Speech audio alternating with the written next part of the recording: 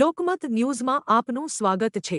વડોદરામાં યુવાનો માટે દેશભક્તિથી ભરેલો એક અનોખો કાર્યક્રમ યોજાયો। ભારતીય જનતા પાર્ટી યુવા મોરચાના કાર્યકર્તા રવિભાઈ ત્રિવેદી દ્વારા બોર્ડર 2 ફિલ્મનું વિશેષ સ્ક્રીનિંગ આયોજન કરવામાં આવ્યું હતું। આ પ્રસંગે ભારતીય જનતા પાર્ટી યુવા મોરચાના પ્રદેશ અધ્યક્ષ અને વડોદરાના સાંસદ ડોક્ટર હેમાંગભાઈ જોશી વિશેષ ઉપસ્થિત રહ્યા। તેમણે જણાવ્યું કે યુવાનોમાં દેશપ્રેમ, રાષ્ટ્ર પ્રતિ સમર્પણ અને એકતાની ભાવના વિકસાવવા આવા કાર્યક્રમો મહત્વપૂર્ણ ભૂમિકા ભજવે છે। આ screening INOX Taksh Galaxy Mall Waghodia bypass Vadodara ખાતે સાંજે 5:45 કલાકે યોજાયું હતું। મોટી સંખ્યામાં યુવાનોની હાજરીએ આ કાર્યક્રમને સફળ બનાવ્યો। ભારત માતા કી જય!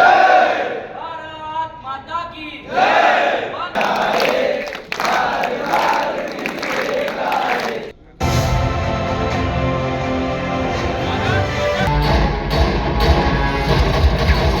ભારતીય જનતા યુવા મોરચા અને યુવા મોરચાના કાર્યકર્તા એવા ભાઈ શ્રી રવિભાઈ ત્રિવેદી દ્વારા આજે જે દેશભક્તિનું જે એક મૂવી આવ્યું છે બોર્ડર 2, કે જે બોર્ડર 2 ની અંદર લોંગેવાલાની થી આગળની જે લડાઈની સમગ્ર કહાની બતાવવામાં આવી છે અને કેવા પ્રકારે આપણા જવાનો સરહદ પર પોતે પોતાનો જીવ ન્યોછાવર કરીને પણ દેશની સુરક્ષા કરતા હોય છે એ સમગ્ર વાત બતાવી છે।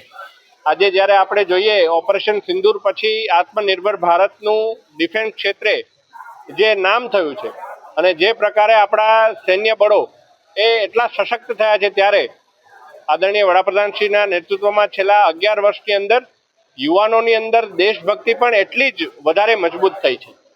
અને એનું જ એક આજે ઉદાહરણ કે રવિભાઈ દ્વારા જ્યારે બોર્ડર 2ના મૂવીના સ્ક્રીનિંગની જ્યારે જાહેરાત કરવામાં આવી ત્યારે તમામ યુવાનો મોટી સંખ્યામાં આજે અહીંયા ઉપસ્થિત થયા છે। ત્યારે હું ભાઈ શ્રી રવિભાઈ અને એમની સમગ્ર ટીમને આ સુંદર આયોજન કરવા બદલ ખૂબ ખૂબ શુભેચ્છાઓ અને અભિનંદન પાઠવું છું।